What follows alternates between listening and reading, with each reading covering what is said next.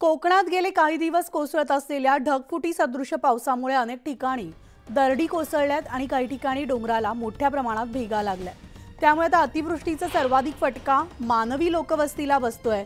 रत्नागिरी जिल्ह्यातल्या दापोली किरंबा गावच्या डोंगराला सुमारे 4 ते 5 फूट खोल भेगा पडल्यामुळे हा डोंगर आता धोकादायक बनलाय आणि या डोंगराच्या पायथ्याशी असणाऱ्या लोकवस्तीला भीती निर्माण झाली आहे। डोंगराच्या भेगा वाढत असल्यामुळे रस्त्यालाही भेगा पडून वाहतुकीसाठी धोकादायक बनल्याने रस्त्यावरील वाहतूक थांबवण्यात आली आहे।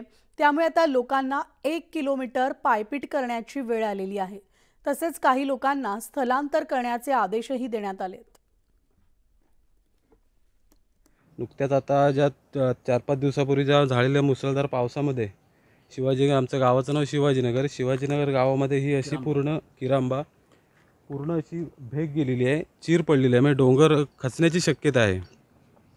तरी खालती अजून एक 20-25 घरं आहेत, तर त्या घरांना सुद्धा धोका आहे त्याचा। त्याच्यानंतर आम्ही स्थानिक प्रशासन आत्ताच 1 तासाभरापूर्वी तहसीलदार मॅडम वगैरे त्याच्यानंतर संबंधित बांधकाम विभागाचे अधिकारी वगैरे हे सर्व बघून गेले। खाली घरं त्या खालच्या घरांना सुद्धा भेट दिली। ग्रामपंचायत मार्फत ज्या ज्या घरांना धोका आहे त्यांना स्थलांतरित होण्याचे सुद्धा लेटर आम्ही दिलेले आहेत आणि अशा प्रकारे या गावाला थोडा धोका आहे।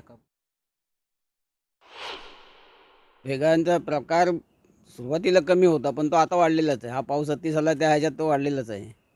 ही काट्यादा घातलेले ते जवळ 4 फूट खाली गेले। 4 फूट गेलं म्हणजे बराचसा धोकाच आहे ना। जवळपासच्या घरांनाही तो धोका पोहोचेल असा आमचा अंदाज आहे। प्रशासनाकडे काय तुमची मागणी असेल? प्रशासनाने लक्ष घालून लगेच तर आम्हाला हे करून द्यावं। वाडीत आमच्या आजार इथं जर थांबलं तर आजारी माणसं आहे, ते सगळ्याच प्रकार आहे। इथून आम्हाला तिथून चालत आणणं आणि हे आम्हाला शक्यच नाही ना। सोय असताना